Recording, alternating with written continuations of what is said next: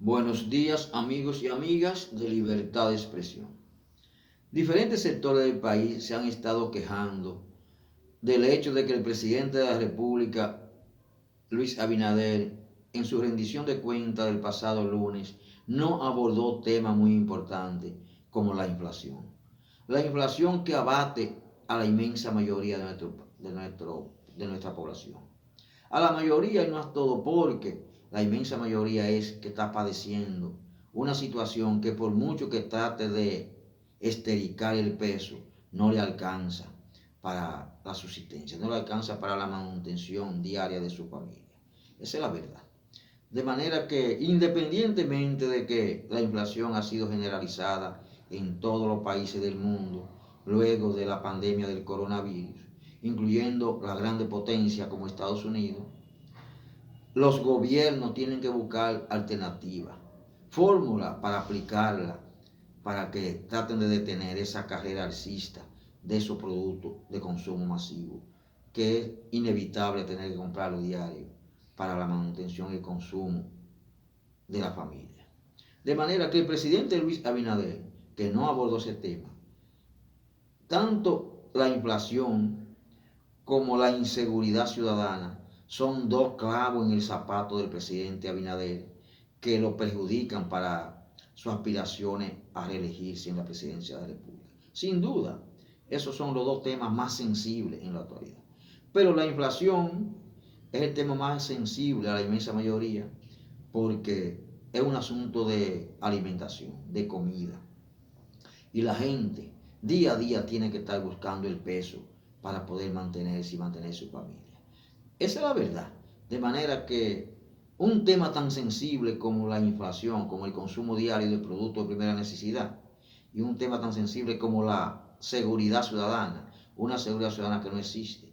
Pues en los últimos años la población dominicana está afectada por una gran inseguridad ciudadana, por un peligro, por un riesgo constante, por el crecimiento indetenible también de la delincuencia en nuestro país, de una delincuencia criminal que tampoco para, ni tiene piedad para asaltar, para matar, para robar.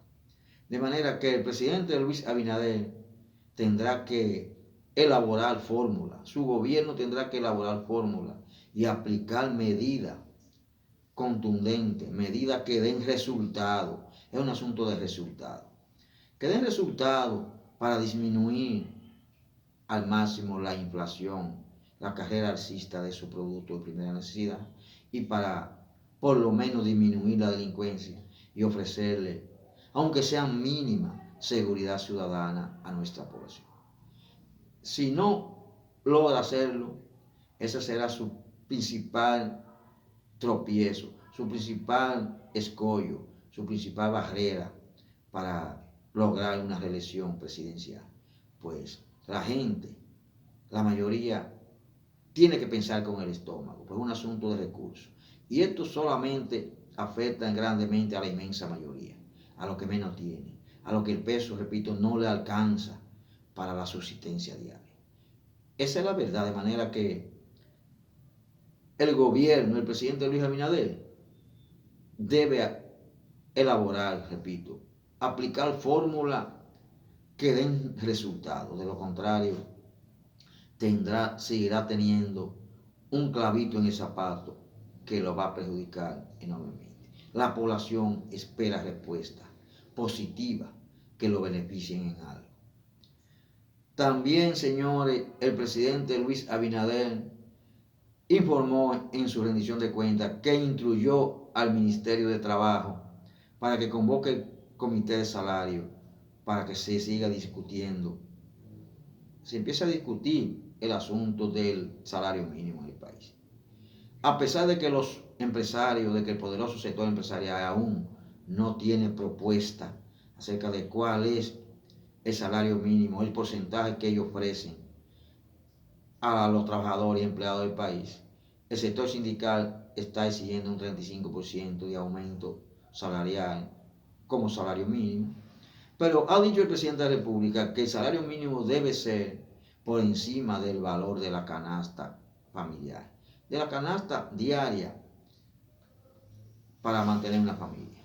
Y esa canasta se ha dicho que está a 35.000, 45.000 pesos para poder mantener una familia promedio con los productos de primera necesidad. De manera que la población espera, ojalá el comité de salario se ponga al lado del pueblo. Ojalá el comité de salario y el presidente Luis Abinader den instrucciones de que el porcentaje a elevarse al salario mínimo debe ser significativo. Debe permitirle a la inmensa mayoría, a los que menos ganan, tener un respiro para poder seguir subsistiendo, sobreviviendo.